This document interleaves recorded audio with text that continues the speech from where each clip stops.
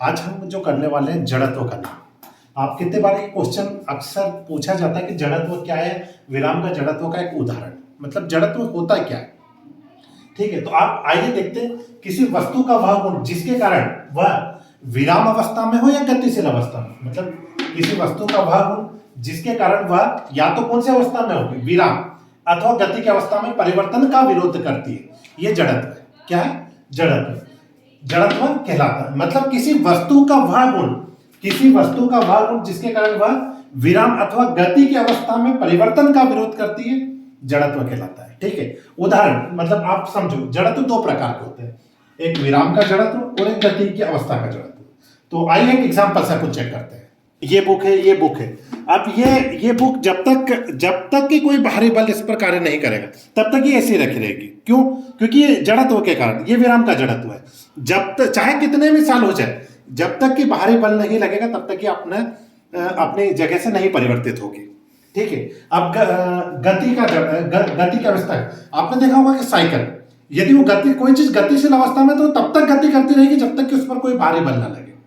आपने देखा होगा यदि आप कोई साइकिल चला रहे हो, जब तक यदि आप ब्रेक नहीं मारोगे मतलब बल लगा रहे हो तब तक वह रुकेगी नहीं। ठीक है, या कोई पहाड़ा पत्थर नहीं है। ठीक है, तो ये अपना जड़त्व था। इसी पर क्वेश्चन आपने देखा होगा कि अक्सर बस पर जो सामान रखा जाता है उसे क्यों बांधते हैं। ठीक है, तो ये क्वेश्चन भी आप सभी को पता होगा, क्योंकि जड़त्व के कारण होता क्या है कि बस रहती गतिशील अवस्था में और सामान रहता जड़त्व के कारण स्थिर अवस्था में। ठीक है, तो जैसे ही ब्रेक लगाते हैं तो सामान आगे की ओर गिर सकता है, इसलिए बस पर रखे सामान को भी क्या करते हैं, बांध देते हैं। आइए एक क्वेश्चन और करते हैं। आज हम जो करने वाले हैं, देखो सेकंड क्वेश्चन हमारा ये था कि गुरुत्वाकर्षण का नियम क्या है। आप सभी को पता होगा गुरुत्वाकर्षण का नियम।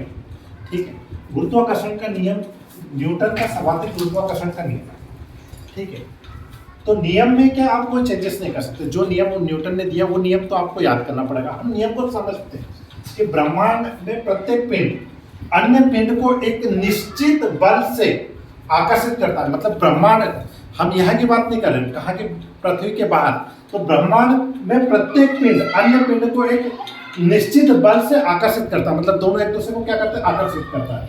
और यह बल पिंडों के द्रव्यमानों के गुणनफल के अनुक्रमानुपाती होता है तथा उन दोनों पिंडों के बीच की दूरी के वर्ग के वृत्त का अनुपाती होता है। यह हमें न्यूटन ने कहा था। किसने कहा था? न्यूटन। एक बार फिर से देखो, ब्रह्मांड में प्रत्येक पिंड आज एक अन्य पिंड को, मतलब पृथ्वी के बाहर जितने भी पिंड या जितने भी ग्रह तारे जो भी है, ठीक है, वो प्रत्येक पिंड को अन्य पिंड को एक दूसरे से आकर्षित करता है। और यह बल पिंडों के द्रव्यमानों के गुणनफल के अनुक्रमानुपाती तथा उन पिंडों के बीच की दूरी के वर्ग के वृत्त समानुपाती होता है। यही न्यूटन ने कहा था। चलो हम मान के चलते हैं कि ये कोई ग्रह है, इसका द्रव्यमान हम मान लेते हैं m1। एक और ग्रह है, इसका द्रव्यमान मान लेते हैं m2। तो न्यूटन ने क्या कहा, देखो कि ब्रह्मांड में प्रत्येक पिंड अन्य पिंड से एक निश्चित बल से आकर्षित करता है। मतलब ये दोनों एक दूसरे को आकर्षित करेंगे। क्या करते हैं, ये इसको आकर्षित करेगा, ये इसको। ठीक है, तो इन दोनों के बीच में जो बल वो क्या लग रहा है, F। ठीक है, तथा बल इनके द्रव्यमानों के गुणनफल के अनुक्रमानुपाती। तो मैं इन दोनों से लिख सकता हूं F समानुपाती m1 और m2 तथा इनके बीच की दूरी के वर्ग। तो इनके बीच की दूरी को मैं मान लेता हूं d। क्या मान लेता हूं? तो F बराबर होता है इनके बीच की दूरी के, ये दूरी का वर्ग। तो मान लो ये इक्वेशन 1 और ये इक्वेशन 2।